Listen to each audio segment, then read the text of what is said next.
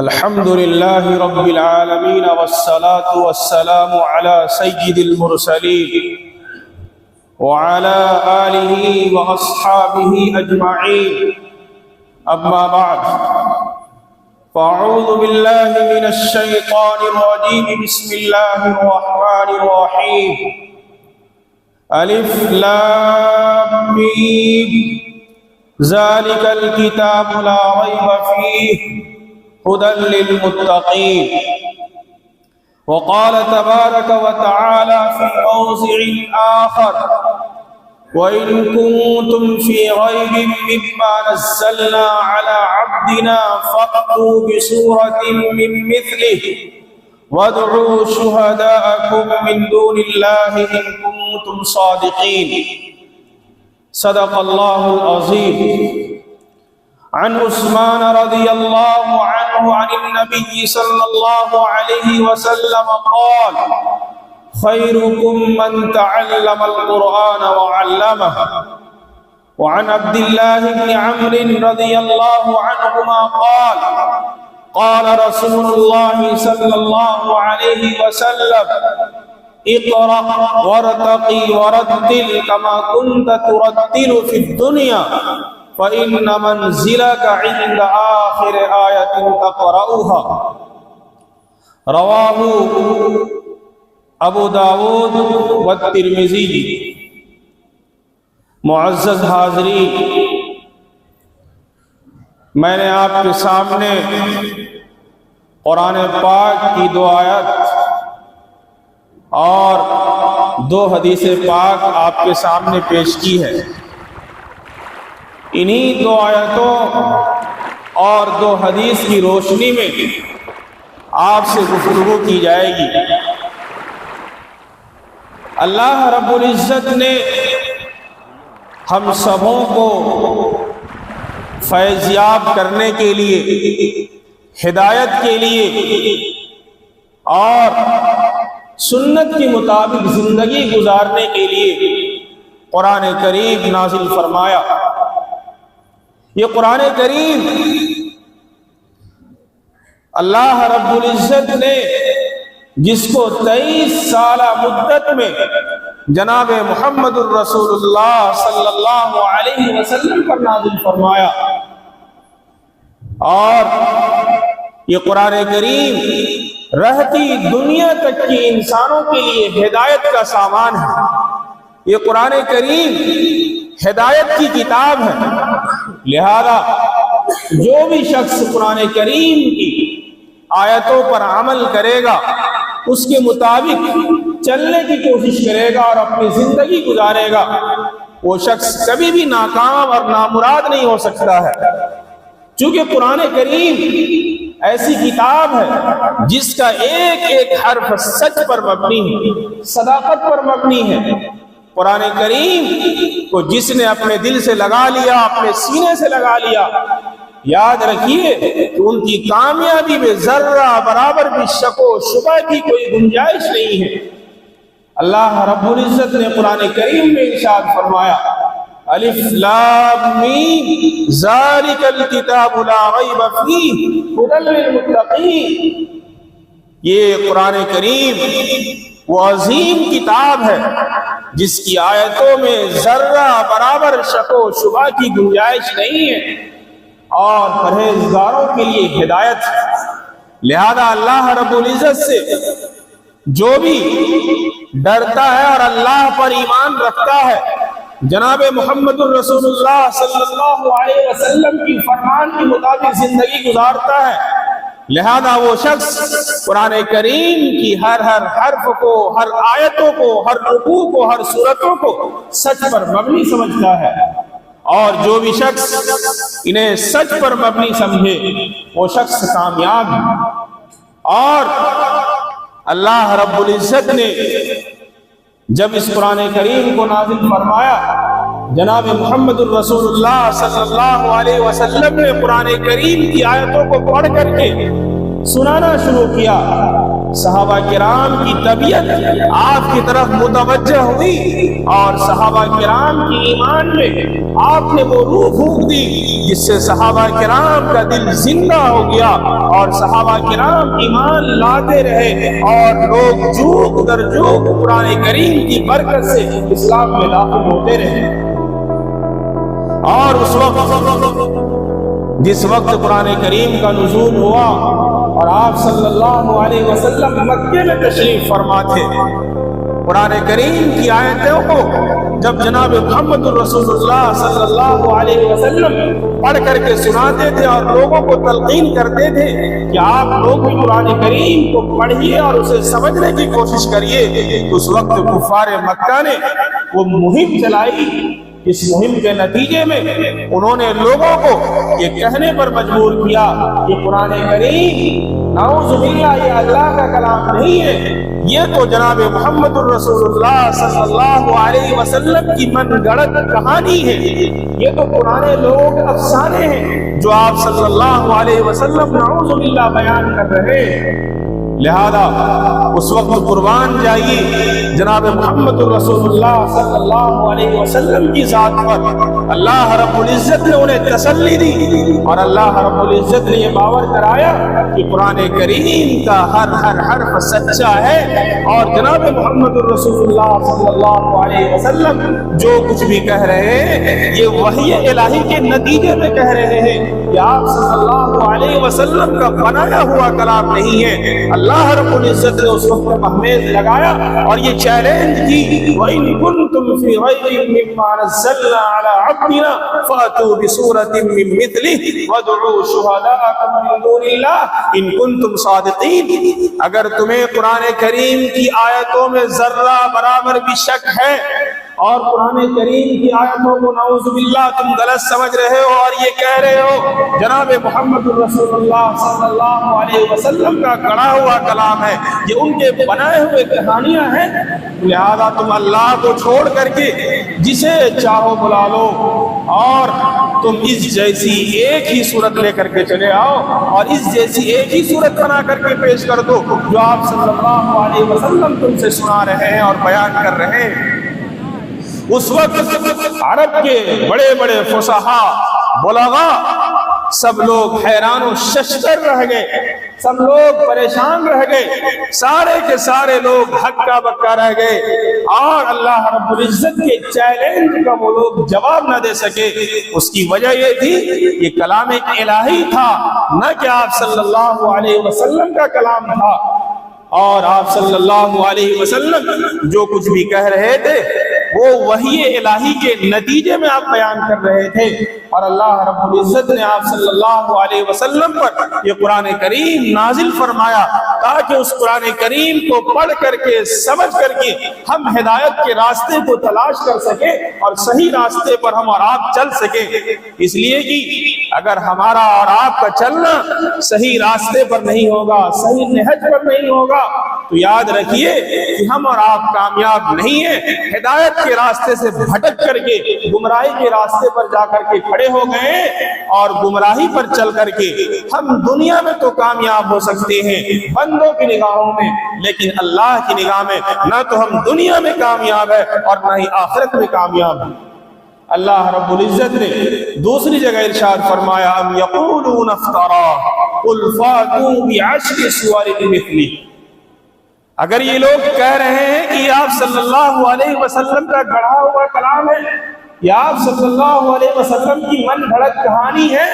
تو 10 صورتیں وہ لے کر کے چلے آئے، 10 صورتیں بیان کر دیں، 10 صورتیں پیش کر دیں۔ دوسری جگہ آپ نے ارشاد فرمایا یقولون افترا قل فاتوا بسورۃ مثلہ، اگر یہ لوگ آپ پر بہتان لگا رہے ہیں، آپ پر الزام تراشیاں کر رہے ہیں کہ نعوذ باللہ یہ آپ کا کلام ہے، اللہ کا کلام نہیں ہے، ان سے کہہ دیجئے 10 صورتیں نہیں، صرف وہ اللہ کو چھوڑ کر کے جسے چاہے بلا لیں، پوری طاقت کو، پوری جمعیت کو اکٹھا کر لیں، لیکن اس جیسی جو آپ صلی اللہ علیہ وسلم کلام پیش کر رہے ہیں وہ ایک ہی صورت پیش کر دے۔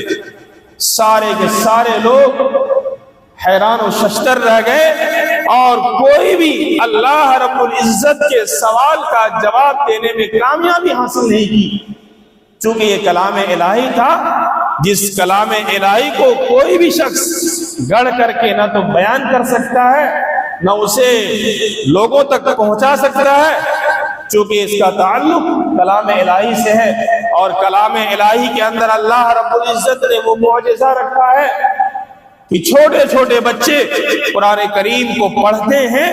اور قرآن کریم کو حفظ کرتے ہیں، اور حفظ کرنے کے بعد عالم بنتے ہیں اور قرآن کے مطابق، حدیث کے مطابق اپنی زندگی گزارتے ہیں، اور گھر والوں کو مشورہ دیتے ہیں کہ قرآن کریم اور احادیث نبویہ کے مطابق زندگی گزاری جائے تاکہ دنیا میں بھی ہم سب کامیاب ہو اور آخرت میں بھی کامیاب ہو۔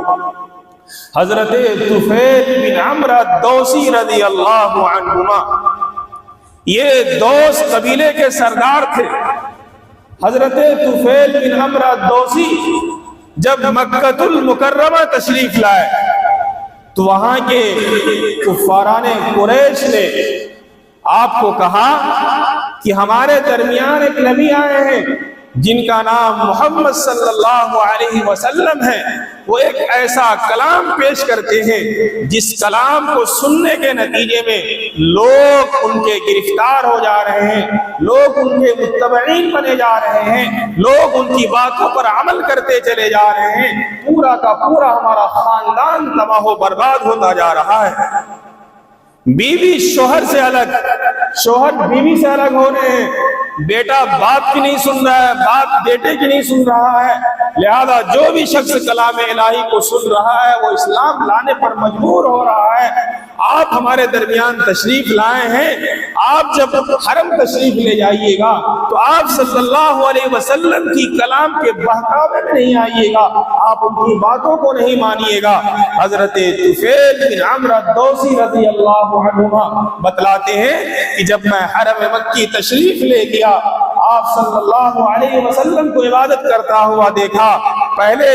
سرداران قریش نے جو ہمیں سمجھایا تھا، ہمیں اس بات پر یقین ہو گیا تھا، میں نے اپنے روح میں، اپنے کان میں روئی ڈال لی تھی تاکہ آپ صلی اللہ علیہ وسلم کی آواز ہمارے کانوں تک نہ پہنچے، لیکن جب میں آپ صلی اللہ علیہ وسلم کو عبادت کرتے ہوئے دیکھا میرا جی یہ چاہا، اور آپ صلی اللہ علیہ وسلم کو قرآن کریم کی تلاوت کرتے ہوئے سنا۔ جب آپ قرآن پڑھ رہے تھے ان کی آواز ہمارے کانوں میں گونج رہی تھی، اس وقت میں نے اپنے کان سے روئی ہٹائی اور کہا میں تو ایک شاعر ہوں اور اعلیٰ درجے کا شاعر ہوں، مجھے ان کے کلام کو سننا چاہیے تاکہ سچ اور غلط میں امتیاز ہو جائے، فرق ہو جائے۔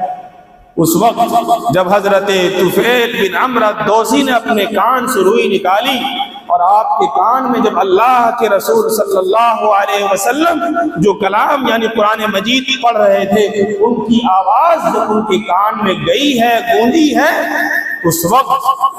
انہوں نے یہ کہا کہ اب میں صحیح راستے پر آیا ہوں۔ اور آپ صلی اللہ علیہ وسلم جب عبادت سے فارغ ہوئے تو آپ صلی اللہ علیہ وسلم کے پیچھے وہ چل دیے اور آپ صلی اللہ علیہ وسلم کے گھر تشریف لے گئے، اور آپ صلی اللہ علیہ وسلم سے انہوں نے سارا واقعہ بتایا کہ مجھے سرداران قریش نے منع کیا تھا، لیکن میں نے سمجھا کہ اعلیٰ درجے کا شاعر ہوں تو روئی کان سے نکال کر کے آپ جو کلام پڑھ رہے تھے اسے سننا چاہیے۔ اس کلام نے مجھے اتنا میرے دل پر اثر ڈالا کہ میں اسلام لانے پر مجبور ہو رہا ہوں، میرے سامنے آپ اسلام پیش کریے اور میں ابھی کے ابھی آن کے آن میں آپ پر اسلام قبول کر رہا ہوں۔ اس وقت حضرت طفیل بن عمرو الدوسی آپ صلی اللہ علیہ وسلم کے ہاتھوں اسلام قبول کرتے ہیں۔ پھر وہاں سے آپ رخصت ہو کر کے اپنے گاؤں جاتے ہیں۔ گاؤں جانے کے بعد اپنے ابا محترم سے کہتے ہیں میں آپ صلی اللہ علیہ وسلم کی ہاتھ پر ایمان لے آیا ہوں۔ ان کے والد محترم کا جواب سنیے۔ ان کے والد صاحب نے کہا آج سے جو تمہارا دین ہے آج سے وہی دین ہمارا ہوگا، ہم بھی جناب محمد الرسول اللہ صلی اللہ علیہ وسلم کی باتوں پر عمل کرتے ہیں اور اسلام لانے کا اعلان کرتے ہیں۔ اور آپ نے اس اسلام کو اپنے زوجہ محترمہ پر پیش کیا اور آپ کی بیوی بھی اسلام میں داخل ہو گئی۔ پھر اس کے بعد حضرت طفیل بن عمرو الدوسی 70 یا 72 لوگوں کو سن 60 ہجری میں جناب محمد الرسول اللہ صلی اللہ علیہ وسلم کے پاس مدینہ لے کر کے آئے۔ معلوم ہوا کہ آپ صلی اللہ علیہ وسلم غزوہ خیبر کے لیے نکل چکے ہیں۔ اسی وقت طفیل بن عمرو دوسی نے 70 یا 72 لوگوں کا جو قافلہ تھا ان کو لیا اور لے کر کے آپ خیبر کے موقع پر پہنچے۔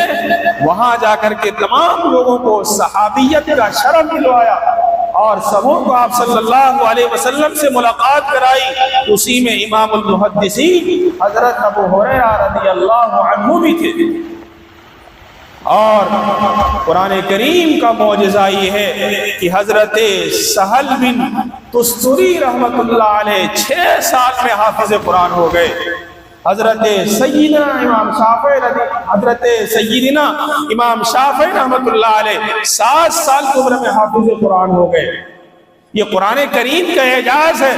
ہمارے اکابر میں بہت سے لوگ ایسے ہیں جنہوں نے 30 دن میں قرآن کریم کو حفظ کیا ہے، قرآن کریم کو انہوں نے مکمل یاد کیا ہے۔ واقعہ یہ ہے کہ رمضان کا مہینہ آ چکا ہے، پوری جمعیت میں پورے قافلے میں ایک بھی حافظ قرآن نہیں ہے، تو ہمارے اکابر میں سے ایسے لوگ بھی تیار ہوئے، انہوں نے کہا تراویح میں سناؤں گا۔ روز انہوں نے ایک بارے یاد کیا اور 30 دن میں حافظ قرآن ہو گئے اور پورے قرآن کو مکمل کیا۔ حضرت عبداللہ بن بریدہ اسلمی رضی اللہ عنہ سے روایت ہے، وہ اپنے ابا سے روایت کرتے ہیں کہ جناب محمد الرسول اللہ صلی اللہ علیہ وسلم نے ارشاد فرمایا کہ جس شخص نے قرآن کریم کو سیکھا، اسے پڑھا اور اس پر عمل کیا، تو عمل کرنے کے نتیجے میں اللہ رب العزت کل قیامت کے دن اسے نور کا تاج پہنائے گا، اور ان کے والدین کو 2 لباس ایسے عطا کیے جائیں گے جو حلے اور جوڑے بہت قیمتی ہوں گے، اور اس حافظ قرآن کو جو نور کا تاج پہنایا جائے گا اس کی روشنی سورج کی روشنی کی طرح ہوگی۔ اور والدین اس وقت کہیں گے کہ مجھے یہ لباس کیوں عطا کیا گیا ہے، یہ جوڑے مجھے کیوں پہنائے گئے ہیں؟ جو جوڑا دنیا کی ساری چیزوں کو اگر ان کے برابر کر دیا جائے، دنیا کی ساری چیزیں ان جوڑوں کے، ان کپڑوں کے، ان لباس کے برابر نہیں ہو سکتی۔ دنیا کی ساری چیزیں ان کے سامنے بیکار ہیں، ہلکی ہیں۔ اور والدین کہیں گے یہ جوڑا مجھے کیوں عطا کیا گیا ہے؟ جواب آئے گا آپ کے بچے نے حفظ قرآن کیا اور اس پر عمل کیا، عمل کرنے کے نتیجے میں یہ جوڑے آپ کو عطا کیے گئے ہیں۔ بتائیے حفاظ کرام کا مقام و مرتبہ اللہ رب العزت نے کتنا بلند کیا ہے، اور ساتھ ہی ساتھ ان کے والدین کے مقام و مرتبے کو اللہ رب العزت نے کتنا بلند کیا کہ اس ایسے جوڑے کو اس بندے کو اللہ رب العزت عطا کریں گے جو جوڑا اس کا مقابلہ دنیا کی کوئی بھی چیز نہیں کر سکتی۔ قیمتی سے قیمتی سامان بھی اس جوڑے کے سامنے بالکل کیا کہتے ہیں بوسیدہ ہو جائیں گی، بیکار ہو جائیں گی۔ جناب محمد الرسول اللہ صلی اللہ علیہ وسلم نے فرمایا قرآن کریم سیکھو اور پڑھو، قرآن کریم سیکھو اور پڑھو اور اس پر عمل کرو۔ اور آپ صلی اللہ علیہ وسلم نے قرآن کریم کو پڑھنے والے کی اور اس پر عمل کرنے والوں کی مثال اس چیز سے دی ہے کہ جس کے پاس ایک تھیلی ہو، اس تھیلی میں مشک ہو یعنی خوشبو ہو، اور وہ خوشبو چاروں طرف پھیل رہی ہو۔ اور ایک شخص وہ ہے جنہوں نے قرآن کریم تو پڑھا لیکن تلاوت کرنے کی کبھی اسے توفیق نہیں ہوئی، لہذا وہ شخص ایسا ہے اس کے پاس ایک تھیلی ہے جس کے اندر خوشبو بھری ہوئی ہے، مشک بھرا ہوا ہے، لیکن اس مشک کے تھیلی کو باندھ دیا گیا ہے تاکہ اس کی خوشبو پھیل نہ سکے۔ بتائیے کتنا نادان ہے وہ شخص جو قرآن کریم کو حفظ کرتا ہے، قرآن کریم یاد کرتا ہے، اسے پڑھ کر کے بھلا دیتا ہے۔ جناب محمد الرسول اللہ صلی اللہ علیہ وسلم نے فرمایا کہ جو شخص قرآن کریم کو پڑھے اور اسے بھلا دے، کل قیامت کے دن اس حال میں آئے گا اس کے ہاتھ کٹے ہوں گے اور وہ کوڑ کی بیماری میں مبتلا ہوگا۔ اور جو لوگ قرآن کریم کو پڑھتے ہوں گے سلیقے سے پڑھتے ہوں گے، سنجیدگی سے پڑھتے ہوں گے اور اچھے سے دنیا میں یاد رکھے ہوں گے، ان کا مرتبہ جناب محمد الرسول اللہ صلی اللہ علیہ وسلم نے بیان کیا، اقرأ ورتقی ورتل کما كنت ترتل فی الدنیا فإن منزلک عند آخر آیت تقرأها۔ کل قیامت کے دن حافظ قرآن سے کہا جائے گا پڑھتا جا اور چڑھتا جا، اور اسی طرح سے تو قرآن کریم پڑھ جس طرح سے دنیا میں تو ٹھہر ٹھہر کر پڑھتا تھا، تمہارا مقام اور مرتبہ وہی ہوگا جہاں تو آخری آیت پر پہنچے۔ یعنی اللہ کے رسول صلی اللہ علیہ وسلم نے فرمایا کہ اقرأ ورتقی ورتل، پڑھ اور چڑھ۔ یعنی حفاظ کرام کا مقام و مرتبہ دیکھیے، تو پڑھے گا اور اوپر کے درجوں پر آہستہ آہستہ چڑھتا چلا جائے گا، اور جب آخری آیت پر پہنچے گا ان کی انتہا وہی ہوگی، یعنی مقبولیت کے وہ اعلیٰ درجے پر فائز ہو جائے گا۔ ہمیں اور آپ کو یہ چاہیے کہ جو بچے اور یہ معصوم قرآن کریم کی تلاوت کرتے ہیں، قرآن کریم پڑھتے ہیں، ان کو آپ ہلکے میں نہ لیجئے، ان کو آپ بیکار نہ سمجھیے، ان کی بڑی اہمیت ہے، جس اہمیت کو جناب محمد الرسول اللہ صلی اللہ علیہ وسلم نے بھی ثابت کیا ہے، اللہ نے بھی ثابت کیا ہے۔ آپ لوگ یہ کوشش کریے، اگر آپ کو قرآن کریم بہت تیزی کے ساتھ پڑھنا نہیں آتا تو کم از کم دیکھ کر کے اطمینان کے ساتھ ٹھہر کر کے سنجیدگی کے ساتھ پڑھیے۔ جناب محمد الرسول اللہ صلی اللہ علیہ وسلم نے فرمایا، میں یہ نہیں کہتا الف لام میم، یہ تین کیا کہتے ہیں، یہ ایک حرف ہے، بلکہ الف ایک حرف ہے، لام ایک حرف ہے، میم ایک حرف ہے، اور ہر حرف کے پڑھنے میں کے نتیجے میں آپ کو 10 نیکیاں ملتی ہے۔ یعنی الف لام میم یہ تین حرف آپ پڑھیں گے، 30 نیکیاں آپ کو ملیں گی۔ بتائیے آپ کو یہ چیزیں کوئی فری میں عنایت کریں گے؟ کوئی نہیں کریں گے۔ ہمیں اور آپ کو یہ چاہیے قرآن کریم کا رشتہ اپنے دلوں سے وابستہ کریں، مضبوطی کے ساتھ قرآن کریم کو تھامے رکھیں، اور قرآن کریم کی تلاوت کو روز بروز کرتے رہیں اور اس میں اضافہ کریں۔ یعنی ہمیں اور آپ کو یہ چاہیے کہ پابندی کے ساتھ قرآن کریم تلاوت کریں۔ اللہ رب العزت ہمیں اور آپ کو کہنے سننے سے زیادہ عمل کی توفیق عطا فرمائے۔ وآخر دعوانا ان الحمد للہ رب العالمین۔